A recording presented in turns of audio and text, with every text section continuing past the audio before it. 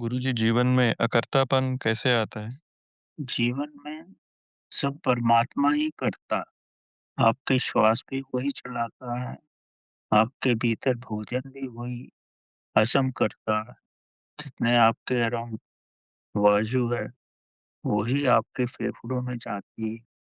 अन्न भी वही उगाता है, पानी भी वही देता है। आप क्या करते हो? बीज लेकर के ज़मीन में डाल देते हो, मगर भूल जाओ, परमात्मा ही तो 6 महीने मेहनत करके उसको उगाता है। व्यक्ति वास्तव में कुछ भी नहीं करता। अगर वो दृष्टा बन के भी रहे, तो भी सारे कार्य होते हैं। तभी तो कृष्ण भगवान ने कहा है, सब आप प्रभु पे छोड़ दो, आप केवल जागरूक रहो। और जागरूक रहना ही सबसे बड़ा कठिन होता है व्यक्ति को। अपने मन को स्थिर रखो, क्योंकि मन में इतनी शक्ति है और स्थिर मन में तो महान शक्ति है, उससे सारे ही कार्य हो जाते। कृष्ण भगवान ने तो बड़े सरल शब्दों में कहा है, "तू कर्ता मत बन, तू केवल दृष्टा रह।" करता तो सब परमात्मा है, सारा सृष्टि में सब तो वही कर रहा है। संसार में इतने तारे पैदा हो रहे हैं, विलीन हो रहे हैं। संसार का सारा कार्य, सारा ब्रह्मांड वही तो चला रहा है। ज़मीन से आप कितना कुछ निकाल रहे हो, कहाँ से आता है? आपके करने से तो कुछ नहीं आता। आप तो केवल अपने जीवन यापन के लिए कुछ करते हो। अगर 24 घंटे में देखो, तो क्रिएटिव वर्क तो आप 2 ही परसेंट करते हो। ज़्यादा समय तो आपका व्यवस्थित करने में ही लग जाता है, सँभालने में ही लग जाता है। शरीर को सँभालते हो, अपने स्वास्थ्य को सँभालते हो, खान-पान में रहते हो, अपना मनोरंजन करते हो। वास्तविक क्रिएटिव कार्य तो 2% ही आदमी करता।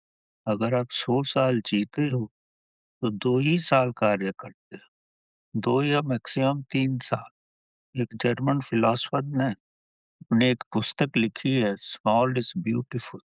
उसने पूरा अध्ययन करके सारे जीवन का नक्शा बनाया है।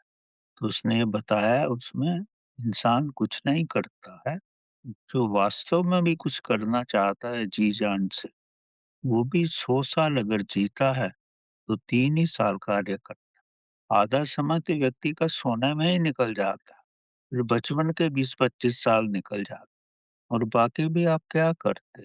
एक सार्वजनिक कार्य ही तो करते रहते। चलना, घूमना, अपने स्वास्थ्य को ध्यान रखना, तो वास्तविक कार्य तो 100 साल जिए तो 3 ही साल होता है।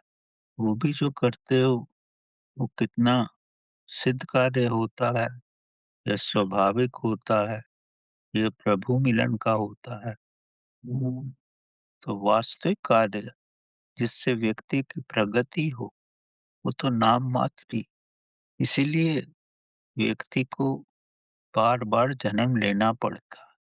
एक बार अगर आपकी मृत्यु हो जाए, तो नया जन्म कम से कम 150 साल तो लग ही जाता है नया जन्म आने में।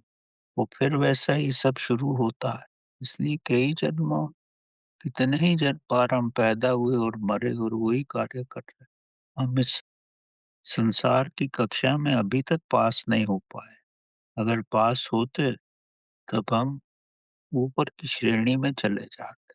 हमारा बार-बार जन्म यही बताता है कि हर जन्म में हम अपने कार्य में फेल ही हुए हैं। तो कार्य हम क्या करते हैं? कुछ भी नहीं करते। व्यक्ति का सबसे श्रेष्ठ वर्ग कार्य वही होता है, जब वो स्वयं को समझे। जब बालक का जन्म होता है, तब उसका सहस्त्रार चक्र खुला होता है। परमात्मा की शक्ति उसमें आती है। तभी आप छोटे बालक को देखो, कब वो हँसता है, कब अपने हाथ-पैर मारता रहता है। प्रभु की शक्ति से ही चलता है। वो आपके 100 ग्राम दूध पीने से नहीं जगता, लेकिन धीरे-धीरे उसका सहस्त्रार चक्र बंद हो जाता है, जब वो 6-7 साल का होता है। वो जीवन में सबसे महत्तम कार्य यही है कि जीवन के अंत तक आप उस चक्र को खोलो, जिस चक्र को लेके आप पैदा हुए थे। तभी आपका मिलन उस सर्वशक्तिमान से हो सकता है। अन्यथा फिर बार-बार जन्म होता रहे और ये अनंत यात्रा है। तो उचित कार्य तो वही है जो आप प्रभु मिलन के लिए करते हैं।